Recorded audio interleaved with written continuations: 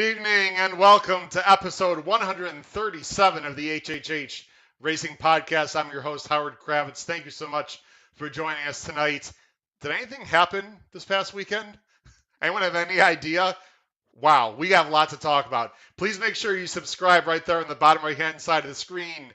Smash that like button. That'll tell YouTube this is a great show. Hit that notification bell. You guys know the drill by now. Thanks for joining us. Make sure you do all of that stuff. On the screen there, you can see right there. Follow me on Twitter, at @HKravitz. And, of course, the scroll on the bottom of the screen, hkravitzhorse at gmail.com. Also, if you don't have time to listen live to our videos, we are on Spotify, Apple Podcasts, and Anchor. Subscribe and listen now. We have a lot of promos. Look below the video screen. A lot of you know about those promos. We have a lot of new subscribers. Please check below the video player. I'm not going to go through all the promotions tonight because we have a bunch of things to talk to. But again, hit that show more button below the video player, and you can find about the Race Day blog, the podcast pool, and also my deal with BetUS, a fantastic betting platform. Anyway, look below the video player, and you can find out about all that information.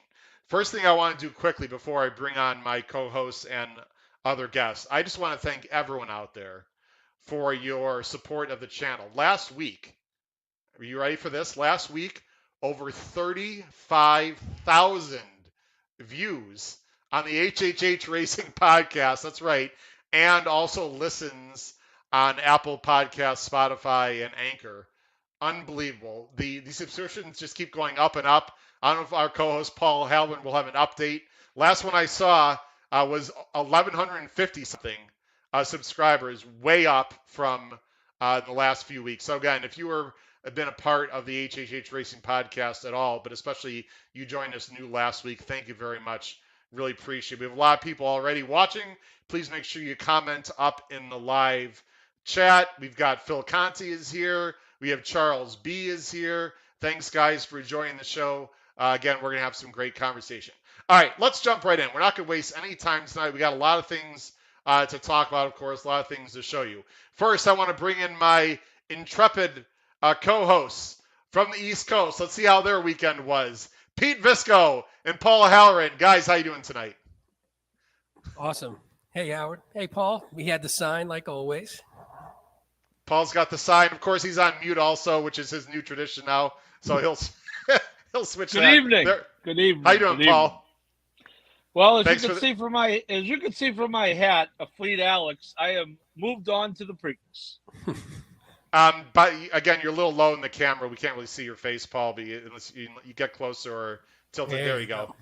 Yeah, there you go. We don't want your name tag to be in the way of your wonderful mug there. Well, I'm glad you moved on to the Preakness, but we got a lot of things to talk about tonight. Very quickly, before I bring on two other people, Pete, let me go with you first. What was your one major take from the entire weekend, other than the obvious? The major take for me personally was the bloodbath to my account that happened. That's probably my major take. I mean, I don't know what to say. Aside from the craziness in the Derby, since we probably only talk about Derby and Oaks, there were just a lot of great horses that ran and some really impressive performances over the 2 days.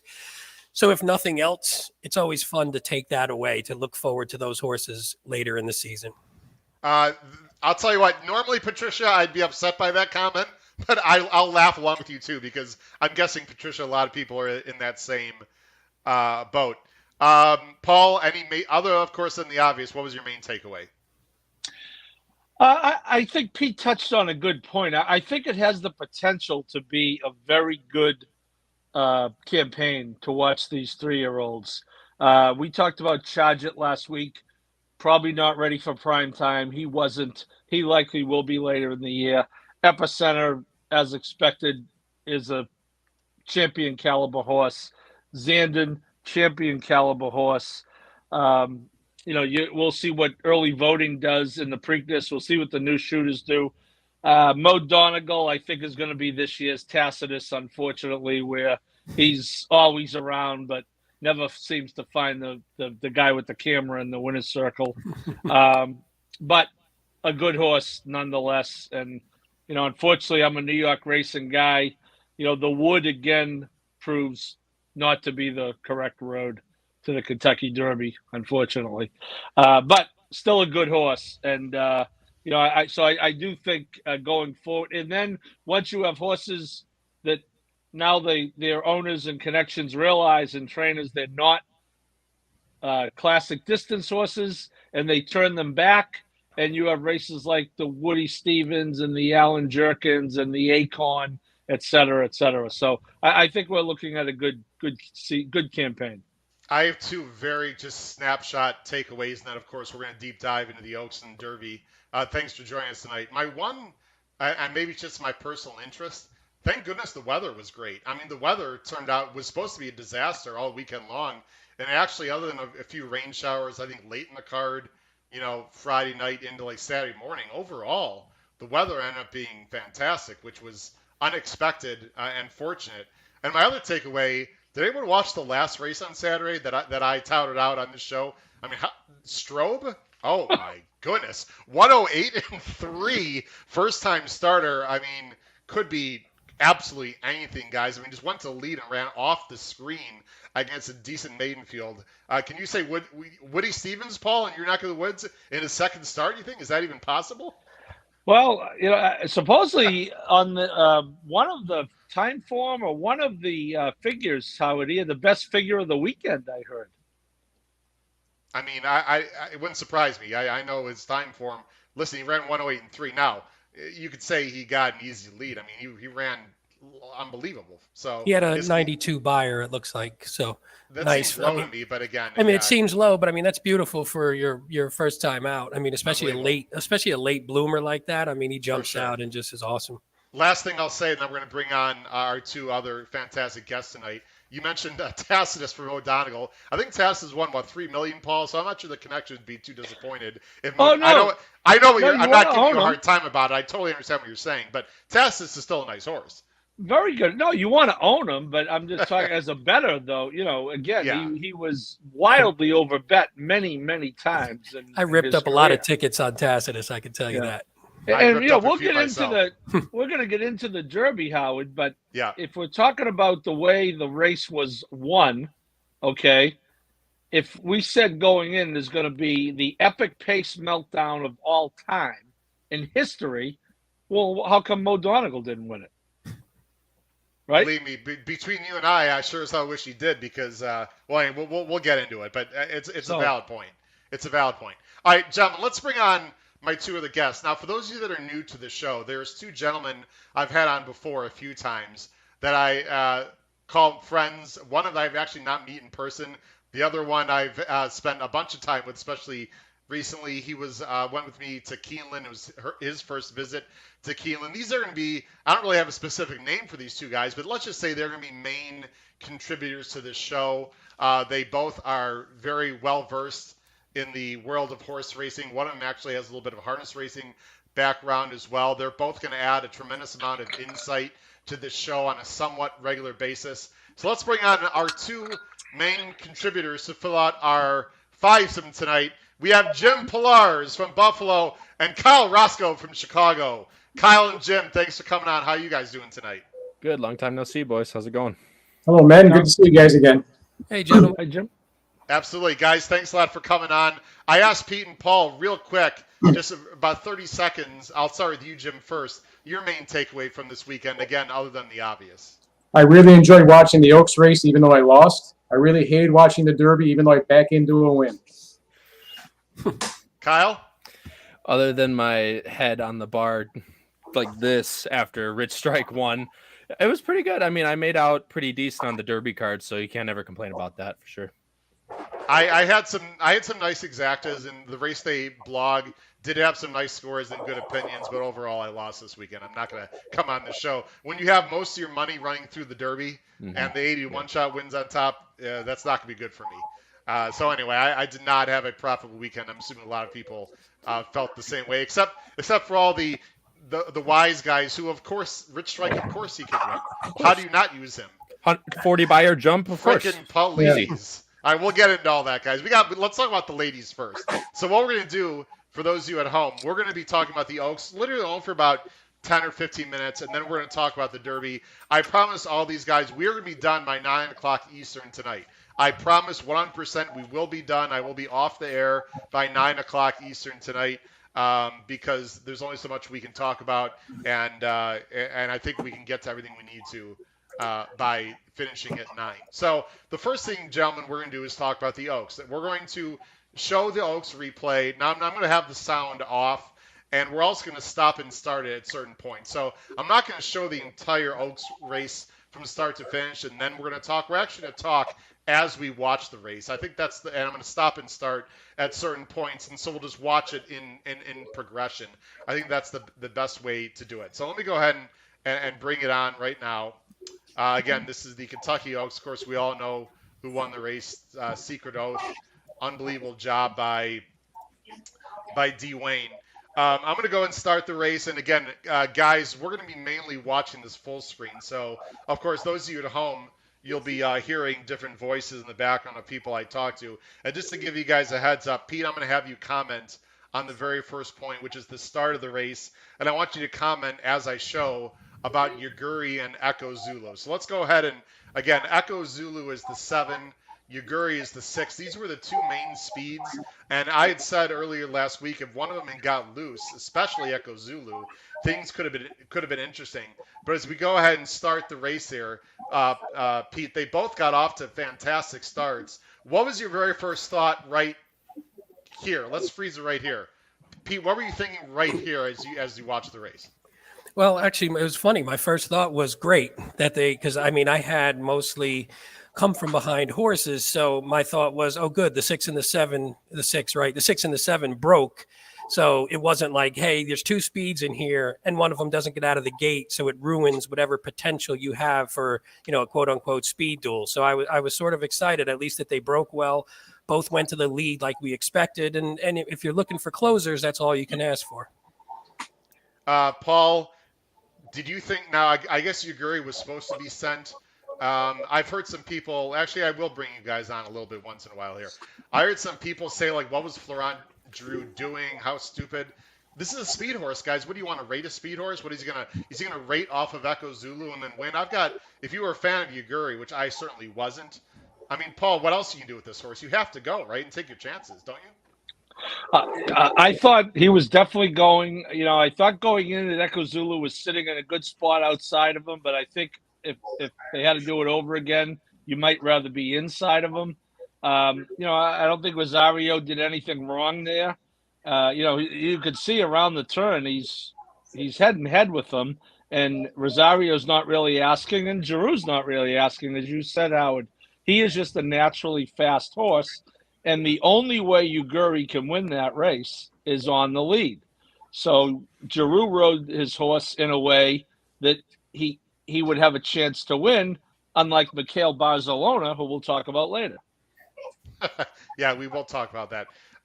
Jim, I know you and Kyle were not a part of our official, broadcast on air, I should say. And I apologize for not knowing this, Jim. I didn't have a chance to look at the comments. Who did you fancy in this race, and how did you feel about the start? Did this speed duel work out for your potential or your top pick in this race? Yeah, actually, Howard, it did. I was much like Pete. I was on Nest and Kathleen O, and probably about 90% of my play went through those two. I was against Secret Oath. And at this point in the race, I thought I was in a fantastic position. It was a nice fast half, honest. I thought the closers were going to have a big chance in this race. Again, have to give a lot of credit to Luis Saez. You can see him there in the blue. Nobody near him. Lots of room on the outside. Options galore. What a fantastic job in keeping that horse in the clear. And it's really going to come to play later as they come to the top of the stretch, because you'll see that both Nest and Kathleen O are pinned to the inside with horses around them. Secret Oath had a fantastic clear outside run, and that made the end of the race, the result ended the way it did because of that terrific ride. Yeah, you stole my thunder, Jim. Kyle, I thought this was a huge part of the race here where Saez, he could have stayed on the inside and saved ground. It seemed like that they were intent to get this horse to the outside and avoid the kickback, Kyle. Right, correct, exactly. And it's like I said, it's just perfect by Luis Saez, as Jim Pillar's added, and I was 100% with him. I was 95% of my plays went through Nest and Kathleen O. I wasn't against Secret Oath. I had her underneath in my tries, but like I said, perfect outside trip. And blew by everyone as they came home. So perfectly done by Saya. That's a great freeze frame, Howard, right there, where you see Nest, the 4-horse, pinned to the inside with 2 horses to the outside, and Secret Oath just in the clear on the out. Pete, now I needed Nest or Kathleen O personally, and they were both on the inside. Pete, my very first thought when I watched this race, and I did watch the NBC feed, although I'll admit that for the Derby I did not, because I don't like all the switching of the shots and everything. I was a little worried right here with Nest, even though he saved ground, because I was worried he may get stuck behind Hidden Connection and Yuguri on the inside. It's a risky proposition, but if you go wide, then people say, why did you go wide? I mean, so, it's hard to have it both ways, right? Yeah, you can't. I mean, you can't win for. Oh, by the way, Howard, there was a comment about some noise in the background. So I don't know if somebody has like a TV or something going. I hear it too. It's not me. Someone's got some noise in the background, guys. One of our guests.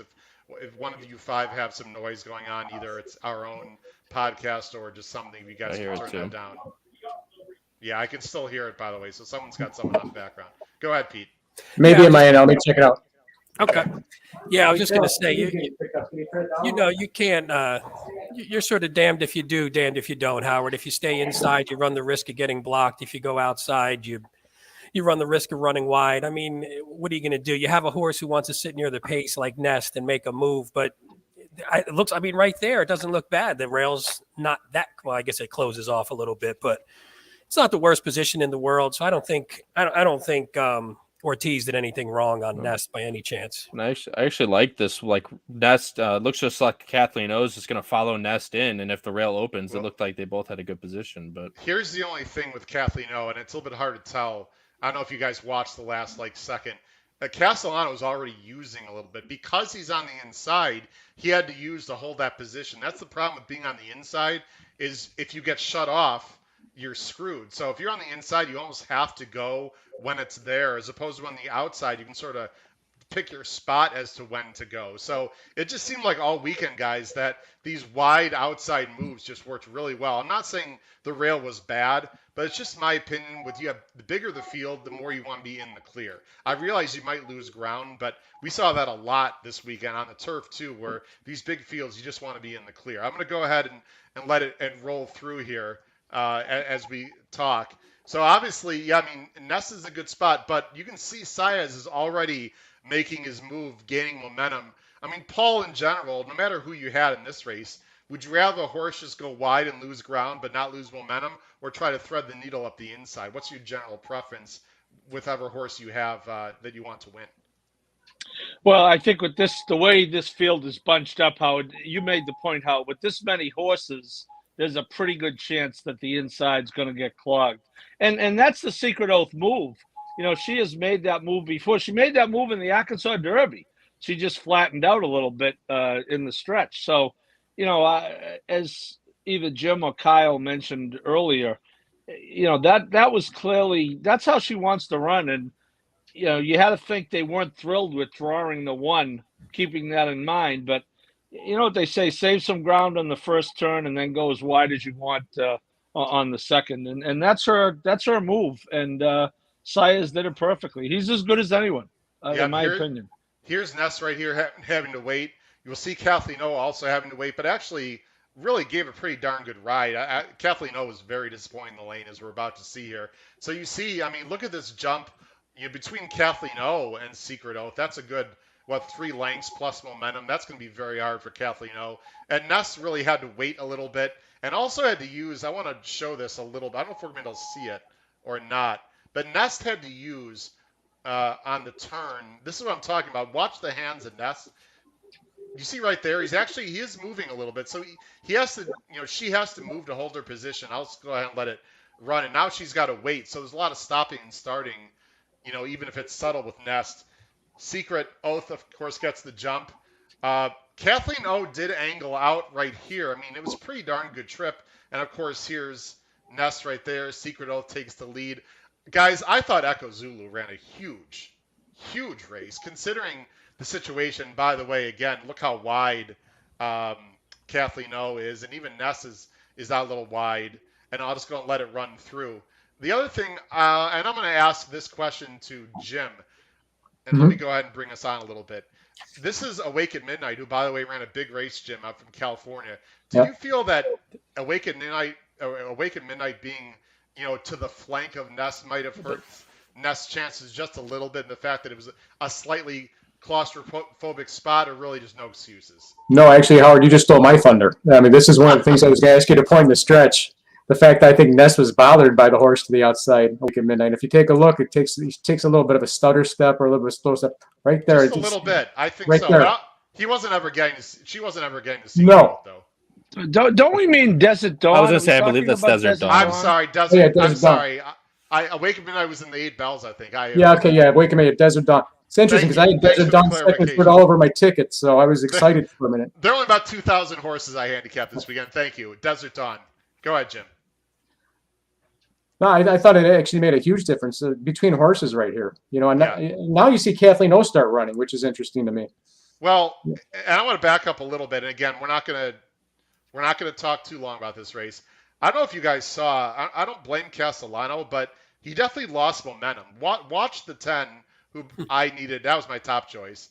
Right here, he sort of lugs in, or this horse comes out. Watch, it's coming up here. He looks like she's got momentum, and then it's coming. It's right there.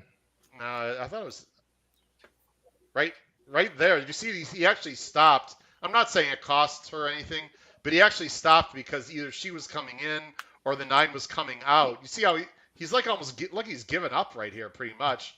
And then she comes out again. So it was very subtle. But Kyle, to me, it might have made a slight difference. Maybe that cost that horse third. I don't know. Maybe I'm nitpicking. I was going to say, and maybe you're nitpicking, but at least for the minors, it definitely, because it almost looked like through the whole stretch he was kind of lugging in as well. But yeah, to your point about Echo Zulu earlier, I think, to run 22 and change and 45 and change and still finish with somewhat run down the lane, yeah, I still think that she ran a massive race for sure. And she's still one to look out for going forward. Yeah, I think so. Now let me bring up the chart real quick. We're going to talk about the Oaks for about 5 more minutes, guys. Then we're going to move on. Hold on 1 second. I've got the chart of the race somewhere as I talk through it. Okay, maybe not. I know I do, but I got to find it. Oh, I know where it is. Sorry, guys. Well, anyway.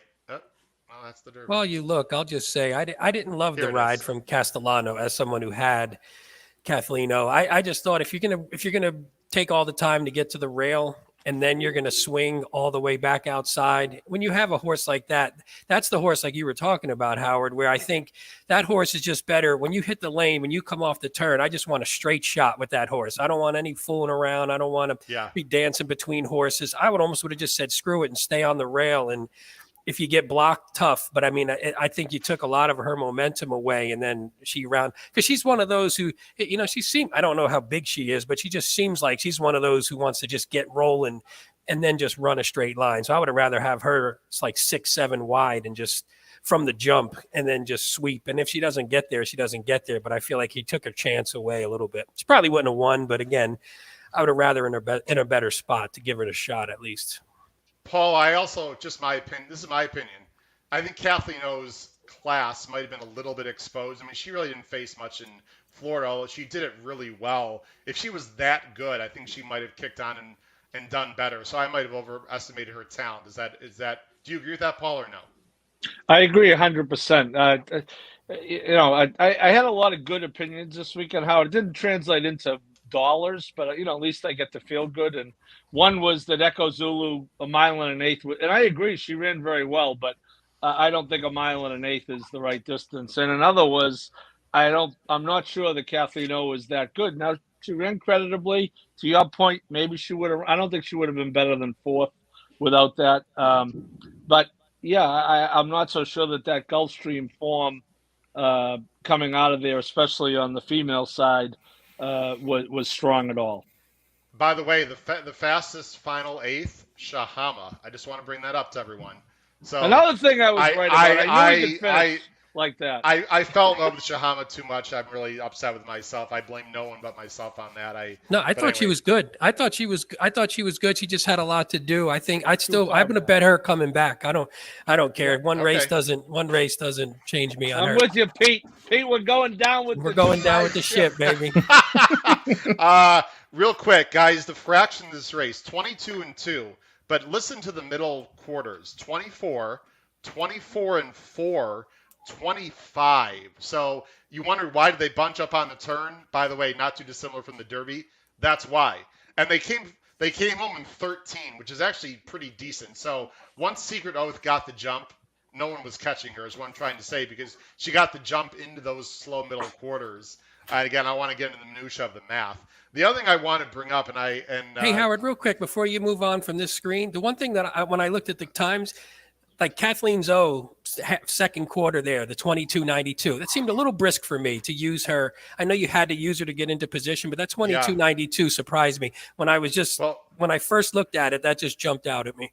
Well, that's why I wanted. That's why I said that she had to be used, because these things are hard to see on the video. But clearly, and I'm so glad you brought that up, Pete. This is why you guys got to look at the math. I don't mean, when I say you guys, I don't mean the people, my guests. I mean people watching and listening. I mean 22 and 4 second quarter is very fast for a horse that does her best running late, right? So I mean that had to take a little bit of starch out of her. What I wanted to show, guys, and is actually I wanted to go back to the video. I wanted to show two spots on the turn because I wrote it down just for people watching going forward. I want you to watch the 8, Venti Valentine, and especially the 2, Nostalgic. Everyone watch the 2 and the 8. It's going to be the 8 first and then the 2. The 8 is going to completely check out. Mm-hmm. The 8 is right here. And watch what happens in Nostalgic right here. So Venti Valentine completely checks out, right? And now watch what happens to the 2 right here. Do you see this right here? Really steadied back horribly. So again, these things are important to look at going forward. Again, there's Venti Valentine basically giving up. And I got to go back a little further. I'll let it run. There's the 8 checking out. And then I thought Nostalgic had some run here, guys. But then she had to check badly.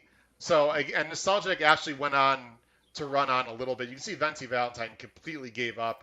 And so, again, as we talk about these horses going forward, I would just, if you like Venti Valentine or you like Nostalgic, don't give up on these horses. There's reasons why they finish so poorly. That's the main things I want to talk about. Does anyone feel free to jump in on the screen about anything else you want to mention about the Oaks before we get to the Derby?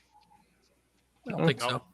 We're all good. All right, congratulations to Secret Oath and the coach. I mean, it's a great story overall. I didn't love the horse. I was wrong. Saez gave a great ride. Congratulations. I guess she's going to the Preakness, guys. I guess. Pete, just because you've been sort of first, I don't think she has a chance in hell. And if people are offended by that, I'm sorry. She had a 92 buyer. I think I can go back. I think it was. I'll end with this. Whip around, real quick. Whip around. Does 94. Secret Oath have it? We don't know who's going to the Preakness exactly, but quick whip around. Pete, Paul, Jim, Kyle. Can Secret Oath win the Preakness, Pete? I mean, I don't want to say no until you see the field, but if the field is expected, what we've seen, I would say probably not. Although I wouldn't say no. I wouldn't give her no chance because I don't think monsters are necessarily going. So I think she'll have a chance, but I probably would be against her early. By the way, the buyers are in the furthest left hand. What you see in the furthest left? I'm sorry, guys. What you see in the furthest left-hand column here is the buyer coming out of the Oaks. Paul, the Secret Oath in the Preakness. What do you think? No. No. Jim. No. Kyle. No. Wow. Okay. I'm going to say no. So apparently Pete's the only one who thinks. Listen, Pete could be right. Well, we'll see. Hey, it might just be like 5 horses. Who knows? By the time none of them will get there, you never know.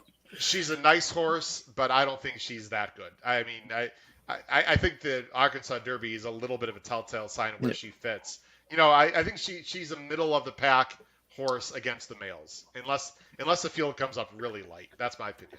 All right, ladies and gentlemen, let's talk about the 148th running of the Kentucky Derby. Strap it in, everyone. Be ready to put any comments you want in the live chat as long as they're not completely inappropriate. I understand.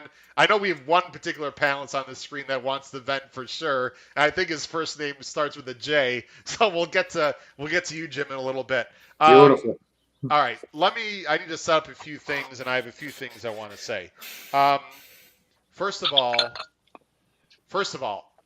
I'm going to show 2 very short videos.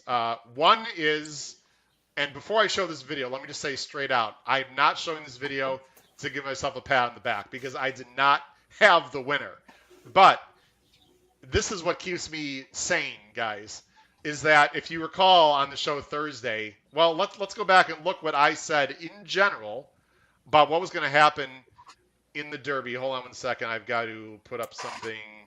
I want to put up, whoops, sorry, hold on, banners. I want to go to previously recorded. I've actually previously, okay, here we go. So what are you about, I shouldn't show it yet. What you're about to see is about 30 seconds from this past Thursday show, and I'm going to go full sound here. This is me basically summing up what I felt would happen in this year's Kentucky Derby. Again, this is from Thursday. One second. I could be completely wrong, ladies and gentlemen. I know it goes against what's been happening in the last 5, 6, 7, 8 years since they switched to the Derby points. There's just too much speed in this race, and there's cheap speed, which there has not been a lot of these Derbies. You got Summers tomorrow is cheap speed. What does Classic Causeway can do? Not go?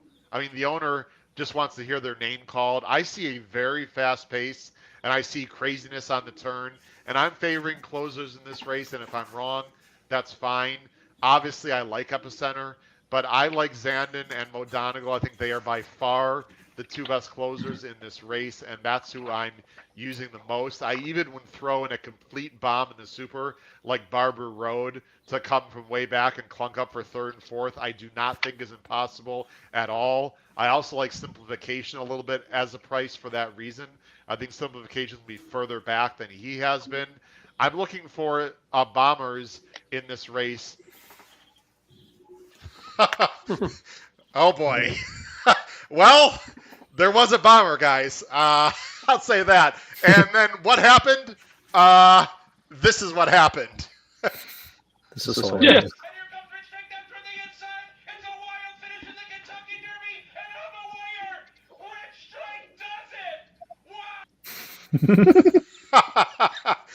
Yeah. Wow. I don't even know what to say. So, guys, sometimes it's good to know, at least for me, that I was correct about the pace situation. A lot of people, and again, I'm not throwing shade at anyone or saying I'm right all the time. I'm just saying that sometimes when you're wrong, you can still be right and wrong, and you can feel good about your handicapping in general. So there's no way that the only thing I really regret, the only thing I really regret, guys, is honestly, I didn't even know that the winner was in the race until midday Friday when I got home from work, or late day Friday when I got home from work, and I really didn't look at the horse that much. If I looked at the horse, I'm not going to say he would have won. That'd be a complete fucking lie. But if I looked real carefully at the horse, and I did think there was a pace meltdown, at best, I would have had him fourth. I think I would have thrown him in our Super. I really do, as a complete bomb underneath, because he really wasn't that much slower than Barber Road, guys. I mean, when you really look at it. So, anyway, but there's no way I would have had this horse on the win end. And to say that would have been absolutely flat out completely stupid. Let's talk about the race, guys. And again, I'm going to go in the same order. Pete, we're going to go through this racing, and we're going to end at 9 o'clock, guys. So we're not going to show every single step of this race. 148th Kentucky Derby. Pete, I thought in general, the start was, I want to make sure the sound is off. So I'm going to bring it back on. I don't want the sound to be on. Okay, the sound is off. Good. Okay. I thought in general, Pete, it was a pretty even start, but we do need to talk about Zandon and 10 in the middle. Pete, go ahead and talk about anything you'd like to at the start of this race as I run it. Yeah, sure. Go ahead. Hey, my man, John Burke in the chat. Haven't seen you in years. Yeah, my biggest surprise from the break was Classic Causeway, because at first we thought, oh, this is the speed duel we need is going to be Classic Causeway and Summer and tomorrow. So if they don't break, because we said this, I think, on the show last week, if one of them doesn't break, we may not get the speed duel that we're looking for, and it might not be as hot up front. Luckily, Summer is tomorrow, and Crown Pride said, screw that. We're gonna do it for you. We don't need Classic Causeway. So I thought that was interesting right from the start. But then once you see the first quarter, then you don't care, because you're like, well, the first quarter hits. I know the closes are going to be coming. I just hope it's the ones that I have on top. Paul, I talked about Zandon. We all talked about Zandon ad nauseum, and I had said that I was a little concerned that He doesn't break great. And he broke in this race exactly how he's been breaking his entire career. It just takes him like a step or two to really get going. And he did have trouble, Paul, but in my personal opinion, and feel free to comment, I don't think that actually cost him the race. I actually thought it wasn't as bad as it could have been. What was your feeling on Zandon here, the 10, and his start as I run it through again? Well, as someone who was like yourself, Howard, really locked into him on the wagering end, I thought he got jostled around pretty good. Yep. Which Okay. at the beginning of the Kentucky Derby, you're always going to have horses get jostled around. You could see it right there. Pioneer Medina comes in a little. Tiz the Bomb comes out a little. Charger came out a little bit, I thought, Paul, more than Pioneer Charge came it, in. who was Charge it, again, was just bright lights. Right there, sort of shut him off. Yeah. So yeah, he did get, did it.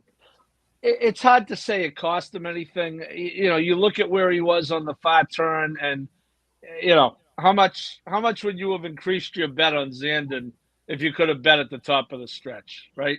Well, when he was right here, I was very happy. I know I expected him to get a little bit of a rough start, Paul. Sorry to interrupt you.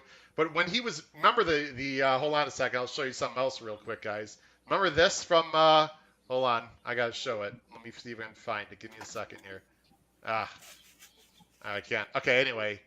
I was going to show the formulator.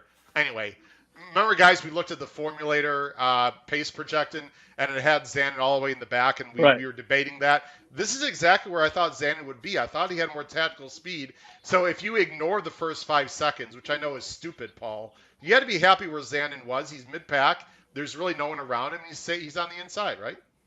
And if you look at where everyone else is, Howard, at least at this point, it looks like he might get an okay trip. And you got Pratt. I agree with you. What's he about 8 lengths off here? Yeah, following up at center, by the way, also, right? Which was if you listened to Pratt, who was interviewed at Belmont Park on Sunday. Yes, I was betting on Sunday. I was not afraid to get back on the horse. Me either. He told Richie Migliore that was their strategy. They obviously thought that was the horse they had to beat. The more that I looked at the race, that's what I thought too. I was a little skeptical at Epicenter, and then I came around and I said, you know what, these two are gonna run 1-2, and barring the miracle on 21st Street, that they would have. Some people have been commenting, Jim, that Mo Donegal got a bad start. Did I miss something? I didn't think he got that bad a start at the inside. Let me watch this again. No, I don't think so either, Howard. I think Mo Donegal at the start he always gets. Well, he stutter stepped a little bit, but he's just a slow starter in general, right? I mean, he wasn't bothered. He did it on his own. He was a step slow out of the gate, but that's who he is. He doesn't get bothered here, really, right? I mean, not really. No. I actually thought Mo Donegal had no excuse the entire race. I think he ran his race and just wasn't good enough. He's ahead of Rich Strike at that point, Howard, 200 yards in the race. Okay? Yeah, nobody can complain. Nobody can complain.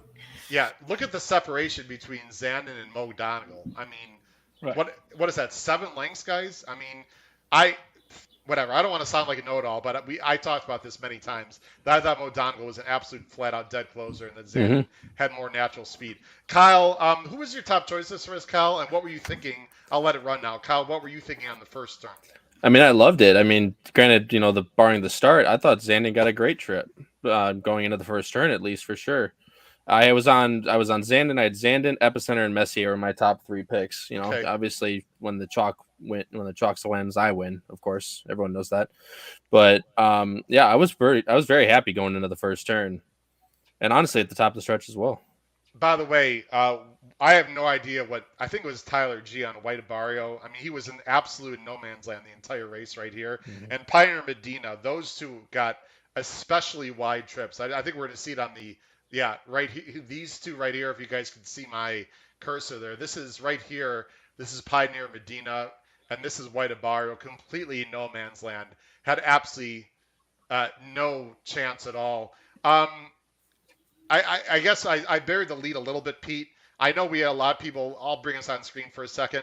We had a lot of people complain just on Twitter and other places that 2 French foreign two French jockeys and foreign horses, basically create all this mess.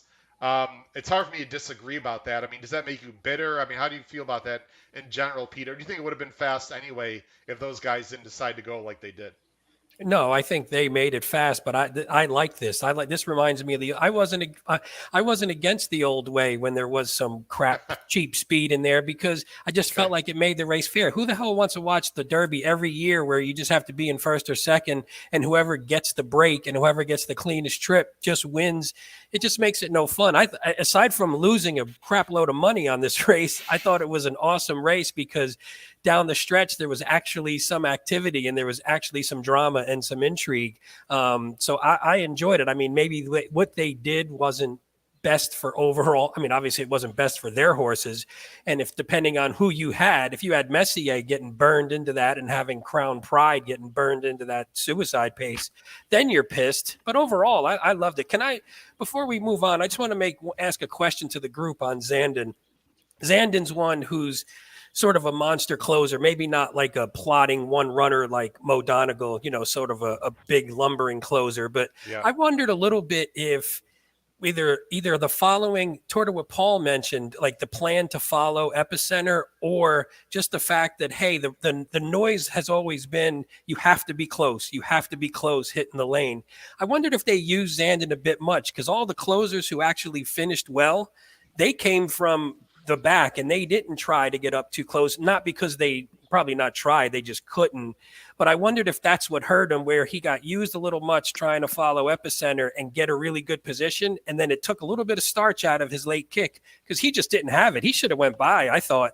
Obviously Epicenter ran a monster race, but Zandon, he was in position to do it and just sort of flattened out for someone who looked like could potentially be such a monster closer. Paul, was Zandon too close to the pace? I don't think so. I get it, Pete. I think though with 20 horses, Jim's getting a headache. My head's about to explode right here. Let's go to Jim. Paul, I hate to interrupt you, but Jim looks like his head's about to explode, so I have to go to Jim Pilars. Jim, the floor is yours. Go. Thank you. Give me 2 minutes to rant, because Pete, I love you. Hold on a second. Here we go. Go ahead, Jeff. This race was completely ruined by Summers Tomorrow. This brought nightmares to me back of the derbies of the 1980s, 90s, and 2000s. I mean, Paul and I go back probably the same amount of time. Pete and Howard probably a little bit younger. I mean, everybody remembers Affirm beating Aladar in that derby. That was a 10-horse race with the best horses in the race. They ruined this race in 1981 when they expanded to 20 horses. And they ruined it by constantly having this cheap speed, this sprinter speed in there. I was tired in the 1980s, 90s, and 2000s of watching fantastic horses like Point Given, maybe the best horse I've ever seen, getting burned to the quarter from the 20 hole, 5 wide by these cheap sprinters that had no business in the race. A Fleet Alex, the hat that Paul's wearing, maybe the best horse never to win the Derby. Curling, same thing. Big fields, bottleneck, horses that don't belong. You want to have a Kentucky Derby, give me a dozen of the best routers on dirt, let them go at it, and give me a fair race. They did a better job when they went to the point system. The point system eliminated the sprinters. You have to run in route races to qualify. You can't run in these 5 and 6 furlong sprints, accumulate enough dollars, and then want to get in the Derby and just run a half mile like hell and ruin the front runners. I mean, I wanted you to come back to picture. I wanted you to come back to that picture, Howard, because I talk about Zandon and Paul saying he wasn't too close to the pace. Horses, these are young horses. They're like teenagers. They're probably, 14, 15 years old compared to what an American would be. They've only run 5, 6, 7, 8 times, and they're trained a certain way. And a front runner, a horse that stalks or is near the front, he's only run one way to that point. So when you've got an idiot like whoa, be Kyle Barcelona, Jim. Let me help you tomorrow. Fastest quarter in Derby history, second fastest in Derby history. The front runners, the horses don't know any better. I'm supposed to run with the horse that's on the front or near. I'm supposed to be on the front. So they're actually going to want to run with that horse. The jockey's got 2 choices. I've got to pull the horse back and choke him, or I've got to go to the front with that horse. Either way, the horse is done. And it filters through the whole rest of the field. Look where Zandon is right now. Okay, Zandon wants to run 8, 10 lengths off the lead. He's thinking that an honest half is going to go 48. He's going to hit the half in about 50, and that'll give him enough energy to run the last 3/4 of the mile. Well, because they run 45 to the half, he's 7, 8 lengths off of a 45 pace. He's crossing that half-mile mark in 47. Epicenter's right in front of him. He's crossing that half-mile mark, 46 and change? There's no way that that was planned out. And it took too much starch out of these horses. The front of the race was won by horses that couldn't keep up with the pace, that came from 25 lengths off. I mean, if Zandon runs 50 to the half, he's 25, 30 lengths behind the field. No way he's going to get I think that. your 2 minutes is up, Jeff.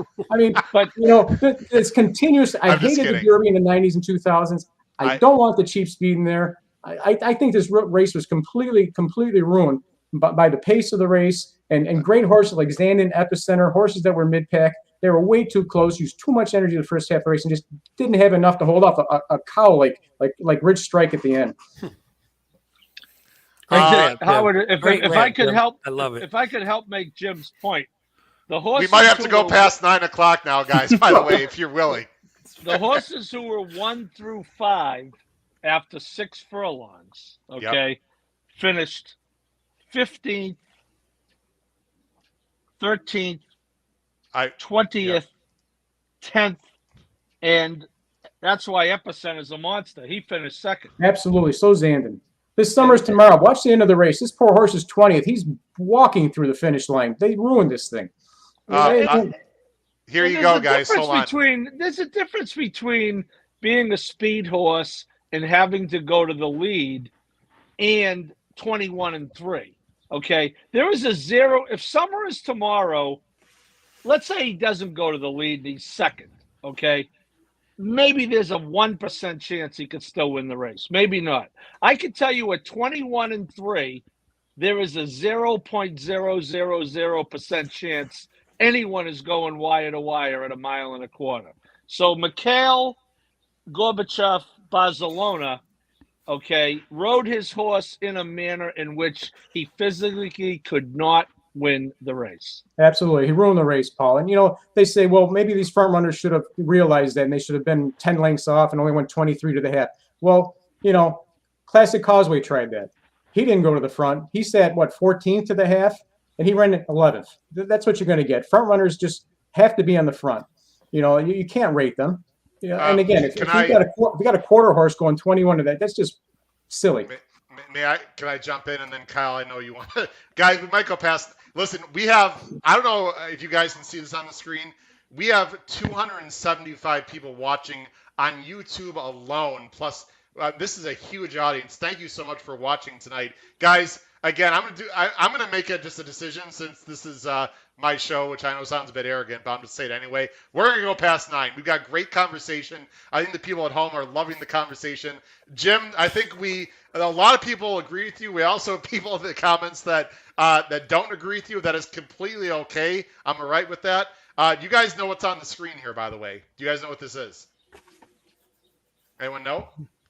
Anyone watching at home, feel free to comment. What do I have on the screen right now?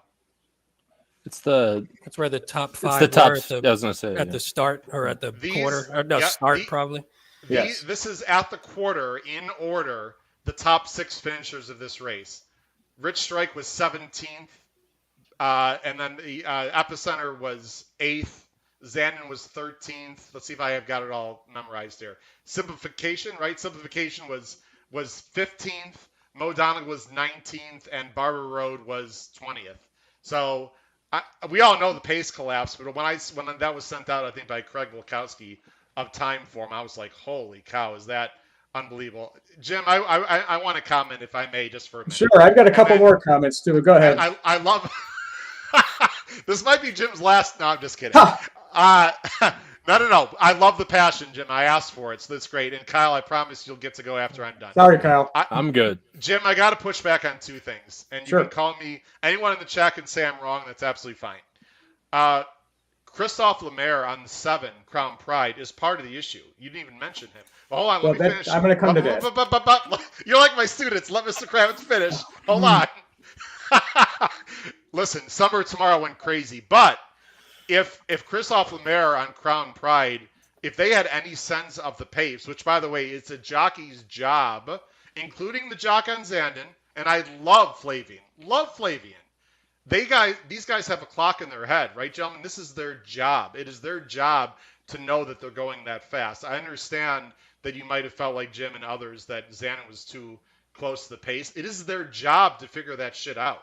And it is Lemaire's job on the 7 and Crown Pride to say, hey, this my Frenchman counterpart is going 21-4. Maybe I shouldn't press the pace. So it's their job to figure that out. I mean, so to me, yeah, Summer Samara went crazy fast, but they didn't have to go with him. They could have backed up a little bit, is my one point. My other point, real quick, in terms of the point, Jim, you were a bit counterintuitive because you said you don't want sprinters in the Derby. But Summer Samaro did get second in the or whatever in the UAE Derby. Howard. Let me. Well, but hold on. He did. You could make the argument that he shouldn't have earned the points. If that's the argument, Right. I understand. But he did earn the points, so you can't say that he didn't earn the points. He earned the points in a long distance 2-turn race in Maidan. If you want to make the argument that should not have counted for as many points, to me, that's a different argument. But he did earn his points in a 2-turn race. That's all I want to say. Jim, I'm going to let you respond. Jim, but I do want to let Kyle have a quick comment. Go ahead, Kyle. Yeah. I mean, I'm not disagreeing with I'm not really disagreeing with any of the things, but and I was going to bring up the jockeys. It is the jockey's job, but I don't want to take anything away from, I know the chat's going crazy about it right now. I don't want to take anything away from Sonny Leone going up and being able to weave and knife through those horses. I don't want to take anything away from that. The overhead view is one of the best things I've ever seen in this sport. It's so good, but I don't want to take anything away from the jockeys, but especially, I love Christophe Lemaire. Like the things that he's done in Europe in the past 2 years is unbelievable. He's very good. Like I said, I don't want to take anything away from the jockeys, but I also don't disagree with the point. Okay, Jim, you retort, and I'm going to go back to the video. Go ahead, Jim. Well, I think the UAE is a joke for a prep race. Okay, there are not enough argument, though. There aren't that enough is a different argument than what you were saying. Well, you said that he earned his way in a two-turn race. Summers tomorrow. That's because he's running against turf horses and poly horses. There aren't enough good dirt horses in Europe that can even give him a run. He was on his hands and knees in that UAEW across the finish line. He was a sprinter. Those turf races just couldn't get the acceleration in the dirt that they usually do. Okay. I mean, you've got a race that is maybe 2 or 3 legitimate dirt horses in it. I mean, your horse Mishrif, won in Saudi Arabia. He's a turf horse. Again, he was running against horses that don't run on dirt. The reason they have the race, I think, in Maidan is because there probably isn't a quality dirt track in Europe to run at. They don't have dirt horses in Europe. I mean, 90% of the horse races are run on turf and synth. You want to fix? If you want to fix this, I think that they should change the point system where you've got to earn points in at least 2 prep races in order to qualify for the Derby.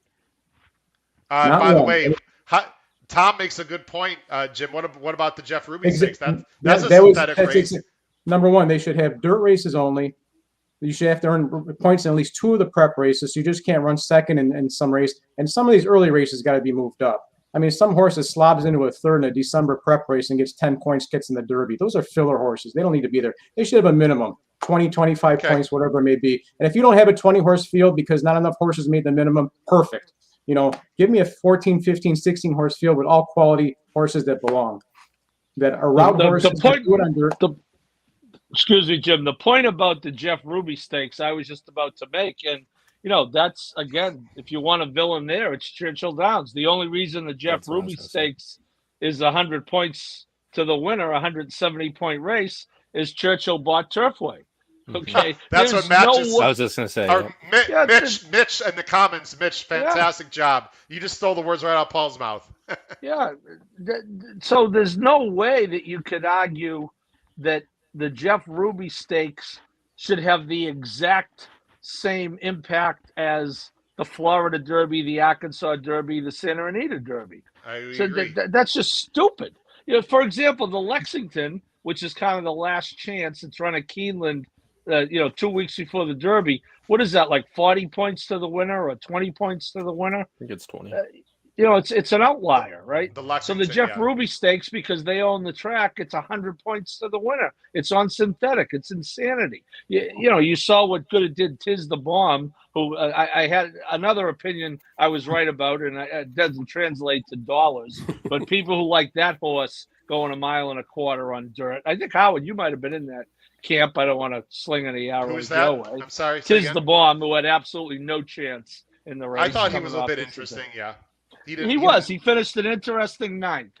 Paul, that's why you need a horse racing czar, and I nominate myself, Czar Pilars. I mean, I should be running That's horse okay. racing. I'll get rid of these 100-point races. I'll make this Derby, what it should be, what it could be. That's why the Breeders' Jim's Cup weekend is intention. so much better than the Derby weekend. I love the Breeders' Cup. Legitimate horses that belong in every race, honest racing. This All right. Derby's Hey, Okay. hey, All Howard. right. Howard, do you mind? Actually have a. Hey, Jim, I think you should really, Jim, you really have to be, much more direct with your opinions. We don't really And understand. I'm sure in the comments section they're saying sour grapes, you lost in the race. I won. I fluked into a race. I don't know if P remembers, but in the comments section I mentioned I had a 3-horse exacta box in the futures. Taba, Zandon, and Epicenter. Well, I really didn't have Taba because he was an enlisted horse. So I had Right. all the 3-year-olds is how I covered Taba. That's right. Right. So what happens? Rich Strike wins. My bet cashes. Rich Strike is an all other 3-year-old. I actually cashed a $10 exacta ticket. That is I'm freaking still angry about the unbelievable. race. That's That's awesome. hilarious. All I'm right, I'm that guy that won on the race that everybody makes fun of. all right, go ahead, Paul. I'm gonna run this through as Messier adds to the pace here. It makes, I don't know why. I guess because he saw a hole, he decided to go ahead. But go ahead, Paul. Well, yeah. Again, Johnny V's going to have this horse. I think we talked last week, Howard, that he might be on the lead at some point. I agree with what everyone's saying, that the Crown Pride ride is a little mysterious to me, even though you say, well, he's on the lead in the far turn. But I don't think anyone who played Crown Pride was playing him to be leading the race coming home. But Pete, my friend Pete, makes a great point right off the top. What happened to Classic Causeway? That changed the whole dynamic, because if God knows if he had gone, what the pace might have been. But, I think Crown Pride went because he didn't. I don't know what anyone else thinks, but I think Crown Pride kind of defaulted into that other pace setter role. But I used Messier a lot, and I think he ran pretty well. He ended up down in whatever 15th because he was actually on the lead at the 6 furlong mark, and he got cooked in that pace. But I think going forward, I'm not going to jump off the Messier skates. Get it? I want to freeze it right here because I thought Barber Road, who's right here, gave a great ride by Raylu and actually forced the hand of Mo Dongle a little bit. To me, if you're a fan of Mo Dongle, you want Mo Dongle right here and Barber Road here, because Mo Dongle, as we're going to see, he tried to angle out and he just didn't have the momentum to get there. I think because of Barber Road, who ran a very nice race. I'm going to go let it. By the way, here's Rich Strike. I don't care if it's Sonny Leone, you, me, Jerry Bailey. This was an unbelievable ride. Anyone that says, I got to put myself on the screen. I know there's a lot of hatred out there, and a lot of people, obviously Jim has a strong opinion, as do others, about many things in this race. I didn't want Rich Strike to win by any measure. But if you cannot applaud the ride by Sonny Leone, you just don't understand horse racing. I'm sorry. This was an unbelievable ride by a journeyman jockey who was running at Belterra for 8 claimers. Mm-hmm. His first graded stakes that he ever won, not even a grade, forget the grade 1, this is his first grade stakes win on this stage. He's right here waiting patiently to split, and then we're going to see later where he gets around Messier, in my opinion, the entire key of the stretch run. I mean, Pete, this ride by Sonny Leone was just absolutely spectacular. There's no way to say it another way, at least in my opinion. Yeah, no, actually, I have a hard stop at 9, but I'll say that I agree with you. I mean, you can be mad at a million different things, and I was pissed when it happened, but the ride was unbelievable. And I mean, he just did what you're supposed to do. He saved all the ground. He used his horse. He weaved, he bobbed. He took the path of not least resistance, because he had to go around 3 horses, but he just didn't kill himself going from the rail all the way outside. A horse like Mo Donegal, who, again, he's one of those, I want to get that engine. Yeah, I want to get that engine running, though. And yeah, now he has a straightaway, but he sort of had to weave his way out and get to that position where I almost thought Mo Donegal should have had, like you said, I thought he should have had the Rich Strike trip a little bit. Yeah. And sort of just took his chance there. And if it doesn't work, fine. but do what your horse should be able to do best and what it looks like on paper he should be able to do best and what we've seen in his races do best. Oh, this reminds me of the Oaks because, again, turf horses can handle that. Okay, dirt horses, to me, they don't want someone right on their flank. They're just not used to it. They don't like it. And the fact you can see right here, the fact that Barber Road they were basically scraping paint against each other here, that does not help either one of them. I thought that did hurt them a little bit, but really Mo Donegal was just too far back. Now, right here, Paul, this is your turn to jump in. I don't know what you felt right now, Paul. I thought it was Epicenter or Zandon. Like, I would have bet 90% of my money on one of those two. I was looking wide. Personally, my eyes were out here. It just seemed like they were too wide and too far back. And I looked inside here, and of course, I really didn't see anyone in here that I was too concerned about. So, Paul, what were you thinking at this point? I was thinking I had Epicenter and Zandon boxed in the exactor in future pool 4, with the lower of the $2 payoffs being $427. Yeah. And I was thinking I had them boxed on Saturday. And I was thinking I had Zandon flat in the future pool and on Saturday and on top in the try. I was thinking I had a good chance to win, Howard, like a lot of other people. Hey, Mark, I really appreciate your comment. I don't want to throw shade at Sonny Leon because I just said that he gave one of the best rides I've ever seen. But to say that, he's in the same breath as the top jockeys in the top jockeys in the country, or, to say any horse he needs again to be taken seriously, Mark, I think that's a bit, all due respect, a bit of an exaggeration. I mean, he gave this horse an unbelievable ride, but if you match him up if you put him in Naira with decent horses, I'm sorry, I think Flavian and the Ortiz brothers, and size are gonna outride him. That's just my personal opinion. Here's the key to the race, guys, in my opinion, right here. Right, this move right here to get around, not check, not to try to get queued up the inside like Calvin Burrell, to angle out here was absolutely fantastic and really probably led to his victory. Would you not say, Jim? Yeah, actually, I don't want to take anything away from Sonny Leon. I've been watching Triple Crown races for at least 45 years, and that may have been the best single ride I've seen in a big race. Every move made was perfect. And there were 2 or 3 big moves that had to be made, and if each one didn't work out perfectly, that horse was not going to win. So my vent is not against the jockey or even the horse. We understand. It's just the circumstances of the race. Kyle, let's talk about. I think this is a great freeze frame because you got the top 8 horses, right? Top 7 horses right here. We're not going to go back and continually watch these replays over and over. I want to mention 2 horses we haven't mentioned, or 1 horse. Tawny Port is right here. Tawny Port ran a big race. I was completely wrong. I didn't think he'd, come back this well after a 2-week break. Now, again, the pace didn't work out very well, Kyle, but he still got to run his race. I mean, where do you see him fitting in this 3-year-old crop? Is this just an aberration, or do you think maybe he's actually better than we give him credit for?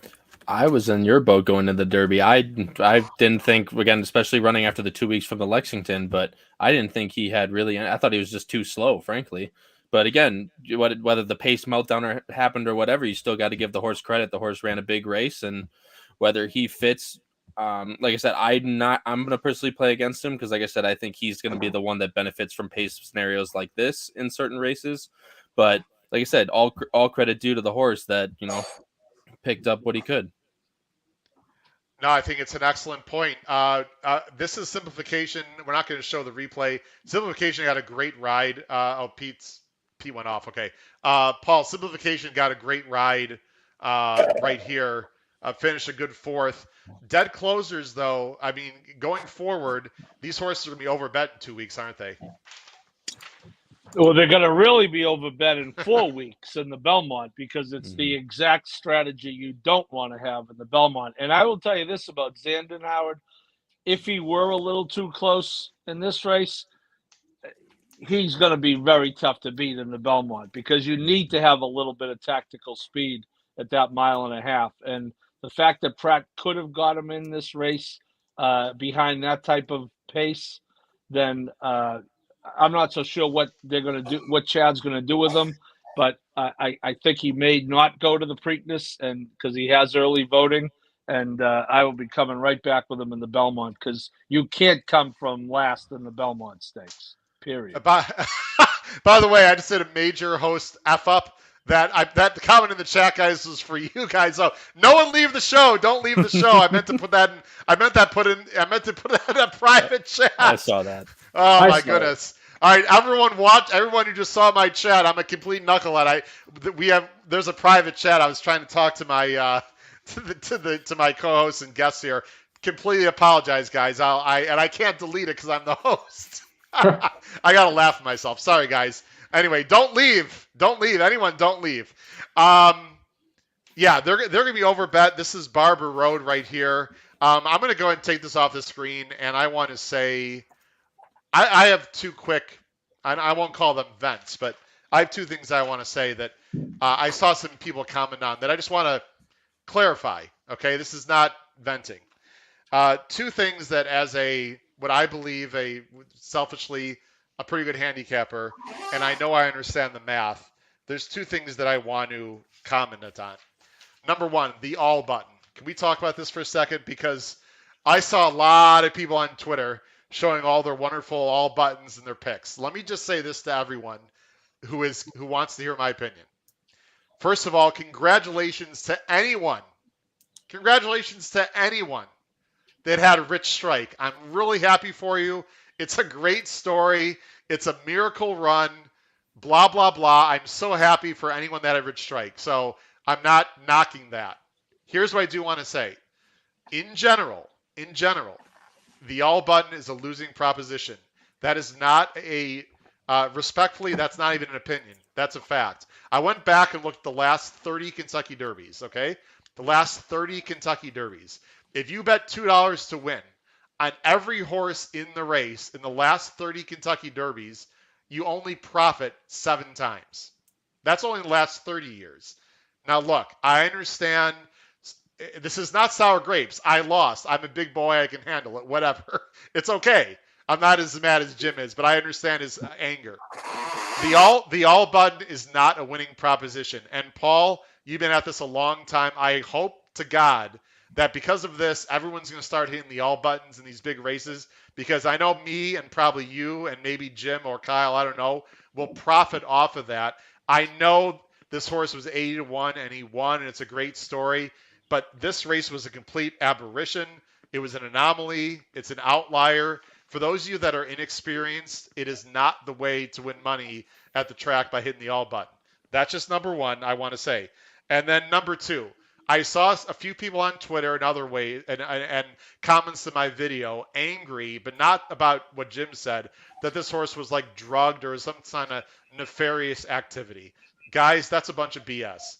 Until I don't know Eric Reed, the trainer, personally. I want to say this publicly. I do not know Eric Reed, the trainer, personally. From all accounts, I've heard he's a good guy. Until we hear about something, just because you're mad at Baffert or whatever, or Jason Service or other people, don't smear Eric Reed's and the Connections' unbelievable performance because you're upset about what's happened in the past. I have no idea about anything about this horse. I'm going to assume that he's clean. Anyone that says that he was on drugs or he was biting the pony after the race, Eric Reed talked about that. He said the horse is not used to passing 20 horses. He thought his job wasn't done yet. The pony grabbed him up quickly, more quickly than normal, because that's what the pony does for the winner of the Kentucky Derby. And Rich Strike thought his job wasn't done yet, and he wanted to run by that horse. So, Paul, I just want to make those two things very clear. The all button in general, is not a winning proposition. And if you're saying that Rich Strike was like on drugs or some kind of ridiculous nonsense, I'm sorry, Paul. I got a major problem with that. Okay, I said my piece. Paul, go ahead. I agree on both counts, Howard. Although, you look at the way the all button works is if you can anticipate this type of meltdown and you really don't know who might benefit from it. I think in this race, you're thinking, okay, if the races run like that, Zandon and Mo Donegal are going to run 1-2. I know Howard's trying to drive guests off, and thank God Tom Espinosa ignores them like the rest of us. I feel like this is the second time I've now done this in 48 hours. But so my point is, if you handicap the race, and I was going to say this, Howard, after you get over the frustration and the anger and, whatever you want to call it, the disappointment, you say, geez, we put all that time in. I was on the air with Howard about 92 hours last week and, all that stuff. I think the handicapping was almost perfect. The race, to me, ran exactly the way I thought it would go until the last 50 feet. Okay? I thought that in the stretch, it was going to be Zandon and Epicenter battling it out. And that's how I bet the race. So, handicapping-wise, now, the Oaks, I didn't like Secret Oath. I thought the Arkansas Derby, they crawled home. They came 26-3. I didn't care if they were boys, girls, mixed. I just didn't think it was a good race. Secret Oath, hats off to the coach. I was wrong about her. We weren't wrong about Zandon and Epicenter. We're just lightning.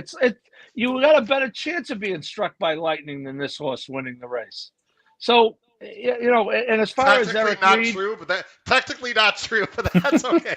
I'll tell you what. Slide. Paul, let me ask you a question. Paul, this is an honest question. Honestly, forget about the 80-1. What odds? It's so hard to do this, but we're having fun, right? And by the way, again, the viewership has been tremendous tonight. I love all the comments in the chat. Thank you so much for joining us tonight. Paul, what odds do you think you should have been, honestly, in this race? I would say about 250-1. I would have said about 500-1, but I think, yeah. What's the chance of being struck by lightning? Someone look it up and put it in the chat. What are the chances of being struck by lightning? Yeah. My point is, again, as far as Eric Reed goes, as far as we know, it's a great. Hey, look, you know what I do, Howard? I write about this stuff. Okay, it's a great story. It's a great narrative. The poor guy lost 23 horses in a barn fire 6 years ago, which is for anyone, but for a guy like him, it's a huge hit. He rebounded. God forbid anything comes back on this horse 2 weeks down the line. The industry maybe can't recover it. So it's a great story. Hey, he's live on the Today Show this morning.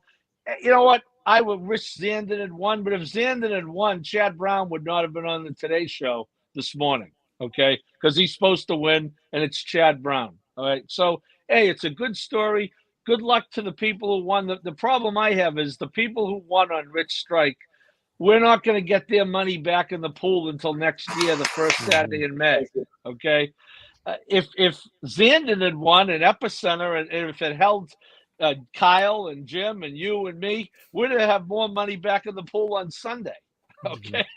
So, is it good for the game? It's a good story. Is it good for the game? Those people aren't going to watch racing because they won in the Kentucky Derby and an 80-1 shot won, but it's a nice story. It's good luck to them. I'm with you. Congratulations. Just don't ask me. I had people who don't follow the sport who know how sick I am about it.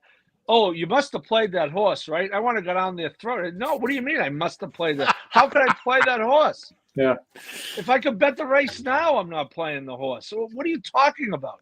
I have to say, though, in general, as much as it was a financial disaster for me, for anyone that suggests this is going to be bad for the sport, I got to tell you, I think this would bring more people into it. That's what the casual fan think, oh, wow, the biggest race of the year, and paid 80-1. I'm going to start betting on some horses. For me, selfishly, it didn't work out well financially, but in terms of the sport overall, as long as the horse comes back clean, which there's no reason why he shouldn't, I think it can only help the game. Kyle, what's your opinion on that?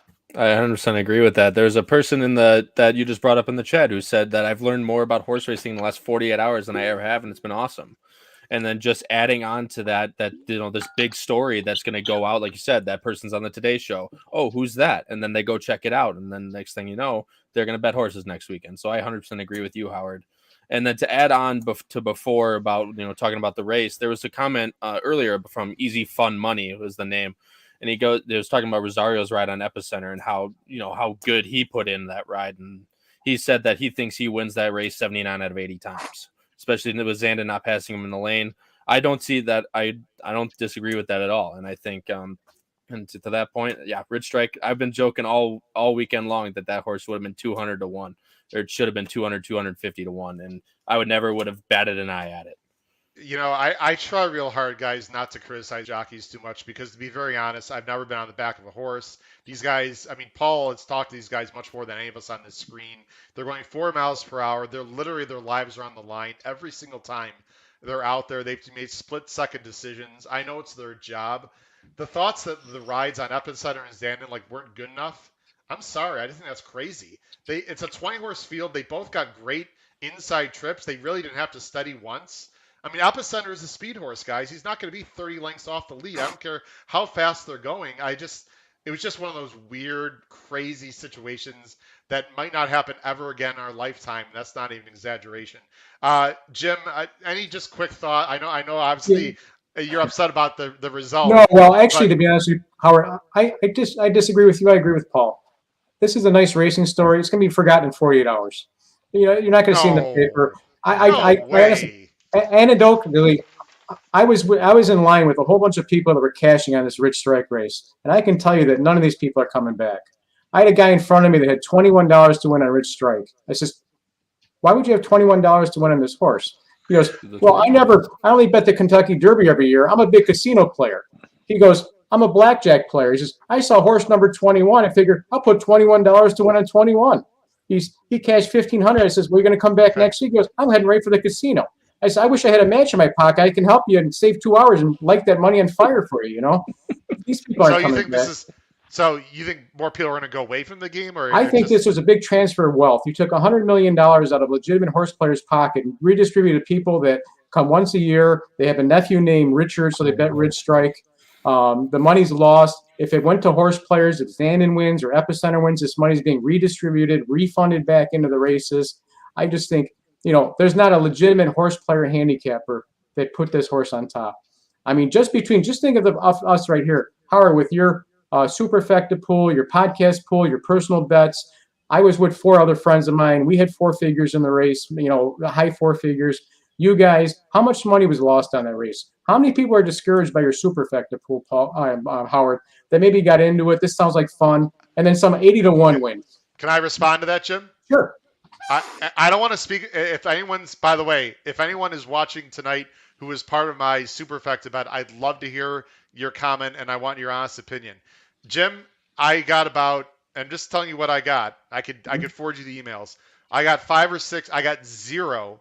For those people who don't know, we did a betting syndicate for the HHH Racing podcast, and I had 55 people, including myself, make a $6,000 bet in the superfecta. I did all the handicapping. It was completely on me. I don't blame anyone else but myself. I actually thought it was 6 separate tickets. I actually thought it was really well constructed, to be very honest. I was all over everyone. I had the 2nd through the 6th place horse completely all over it. I handicapped my balls off in this race. I don't care how it sounds. You guys heard the video. I was exactly right, just like Paul. It's exactly the way I thought. It didn't work out. Jim, I got 0 negative emails from anyone saying I never want to do this again. Every single email was, that was some weird shit. Things just happened. It was great construction. It's just the way it goes. So, Jim, I don't want to get into a big argument with you. Oh, no, not. That's the response. People understand that it's horse racing, that crazy shit happens. This horse was completely illogical, and that's the way it goes. Now, if people don't want to play with me going forward, that's fine. I'm no problem there. But that's not what Jim said, Howard. That's not what I'm saying at all. Oh, I'm sorry. It's different from not being upset about a fluke happening to someone who hit the race and no one who hit that race on the blind leading the blind is, let me get in Howard's pool. Oh, okay. I'm sorry, Jim. That's Jim. what Jim's saying, and that's what I was saying. But hey, look, maybe they will. I got a text from a friend of mine on Sunday. I assume you didn't hit the Derby. I said you would be correct, and I told him what I would have won had it come back 10-3 or 3-10, and it wouldn't have been life changing, but certainly 4 figures. And he said, "Oh well, my son Jake, his friend hit it for whatever 100 to win is. Okay, 8,000, 100, whatever it is. 20 to win would have been 1,600." Yeah, he said, "My son's friend hit for 8,000." I said, "Oh, that sounds like a $100 win bet." Now I know and his son is my godson. He, it's a friend of his. He probably has a few beers with that kid. He isn't betting 100 to win on a horse, except It's the Kentucky Derby, and it's once a year. And he won that 8,000. He's not betting 100 to win on the Peter Pan this Saturday. So look, again, good luck to them. Do I think it's bad? No, but I think it would be better if, to Jim's point, the money were redistributed among us, right, frankly. Yeah. By the way, I just want to. I don't know if this is. Maybe I shouldn't say the name, but if I know who I think this is, I believe this is an excellent race call announcer that's pretty famous in this country. And again, I don't want to say who it is because he probably wants to stay anonymous. But it could be. If it is the person I'm thinking it is, thank you so much for joining the podcast tonight. I say that because of the name on the screen. The Shimitori is very similar to someone. I don't want to get in details, but I could be completely wrong. But anyway, if it is that person, thanks for watching the show. Greatly appreciated. By the way, Trish is right. Rich Strike, if you want to hate Timeform, that's fine. I think Timeform US is fantastic. I think Craig Milkowski does a great job. Trish, you're absolutely right. I buried the lead a little bit. I have so much stuff written down, and I got a little sidetracked. Rich Strike had the best late Timeform pace rating. I believe it was 110. I could look it up. If you want to poo-poo it, that's fine. But I think they do a great job. Timeform is very, very well respected, and he did have the best late number. So I'm just gonna Trish, great comment there on the screen. Jim, you want to say something? Well, Paul may get a kick out of this. I helped a woman walk through the process of cashing her trifecta ticket on the Derby. So I asked her, "How did you come up with your number?" And she goes, "Well, it was pretty easy. I have 3 grandchildren. They're 21, 18, and 10. So I boxed those 4 numbers for $1. See, I do it every year. Last year she boxed it one less, 20, 17, and 2. With a 3. I mean, she's not coming back to the racetrack. She's not investing in winnings. All right. She was confused as why she had to pay taxes. Okay. I'll have to revisit what I said after the show. I don't mean that. I think there's just more interest in the game, not necessarily more dollars can be bet. Just because of the story, I think is cool. But if you want to make the argument, or I guess you are making the argument, that's going to hurt the game financially. I suppose I understand it. I just think it's a real nice human interest story, and that might get more people interested in the sport in general. Maybe not at the windows, Jim, but maybe in general. Kyle, do you agree with that? 1,000% agree, especially with the story. And like I said, all around, like I said, Eric Reed's going on the Today Show, and it's like, it's that type of story. So I think we'll see these people next year at the Derby. And we're much better off with Eric Reed on the Today Show this morning than Bob Baffert, which could have happened under a different circumstance. Paul, I think that's an excellent point, guys. It's already we lost one. We lost Pete. We probably lost some viewers because I said to leave the show. It's been an incredibly long 6 or 7 days. You gotta bear with me here. I'm doing my best, and I'm human, by the way. I make mistakes.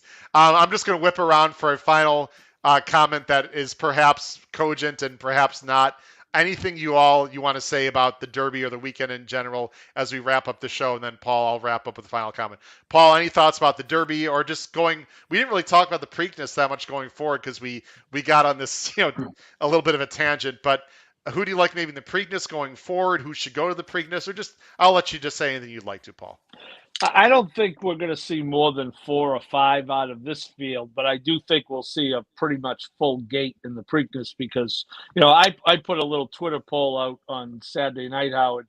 What will this horse's odds be in the Preakness? 20 to 1, less than 20 to 1, or greater than 20 to 1. Now, I know a lot depends on who comes, but no one's going to be afraid to line up against Rich Strike. So I think it'll be a competitive race and a good field. As far as final thoughts, we've covered it all. It is for the human interest side of things. It's good. Again, please God, this horse comes back clean. The Eric Reed story is a good story, although there are people who have already taken to Twitter and scoured his past tweets and are now trying to make an issue out of political candidates he may have supported in the past. And oh boy, thankfully, Paul, I haven't looked at that yet, and I don't even really care. And what pisses me off, Howard? Jesus Christ! It's not just people from outside the industry. It's people from inside the industry who are to some degree if not making a living, earning by reporting on the industry. And again, it's not that it's strictly about, anyway. I don't want to get into it; it's too late. But it's a good story. I hope the horse. There's no reason to think the horse isn't going to come back clean. He's going to go on to the Preakness. Hey, look, I always root for the Derby winner in the Preakness because I go to the Belmont most years. So, I don't think it can happen, but I didn't think it could happen Saturday. So bring it on. I think early on, I think early voting is going to be a handful in the Preakness. I will tell all my viewers and listeners out there, I promise to everyone, you have my word. What is this, May 9th? Politics will not be part of this show. It's way too. I'm not going to give you my opinions on anything relating to politics. I'm going to tell my guests and anyone coming on the show to do the same. It's way too volatile. It's way too explosive. It's unfortunate that that's the way this country is right now, but I am not going to bring that into this conversation. If you want to listen to politics, please go to another podcast. Jim, your final words, sir. Real quick, I wish more focus was on the undercard of the Derby day because the races prior to the Derby were fantastic. Yeah. I really enjoyed myself. And as much as I vented about the Derby, it's a silly race. The only time I get calls all year is from the Derby. People call me out of the woodwork. Who's your Derby horse? Who's your Derby horse? I mean, there's 1,000 better races to bet during the year. And that's a little frustrating. I wish more focus was attention elsewhere. And an apology to Kyle. My man, I owe you. I mean, I stepped all over you. I took your time. I was just steamrolling you all day, and next time, honestly, I'll come out. If I'm allowed back again, I'll have we might have to tape across my mouth. Jim, we might have to do a poll on that one. I don't know. Listen, no, that's okay, Jim. Well, I'll wait to my final comment. Kyle, you are. I love having you on, Kyle, as well as Jim, because you're part of that younger crowd. For those people who don't know about Kyle, he actually literally just graduated college.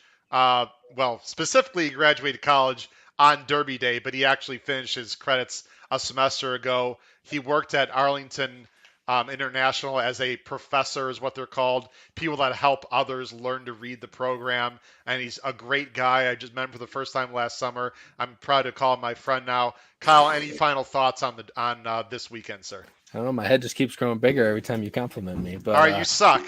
Yeah, there we go. Back down.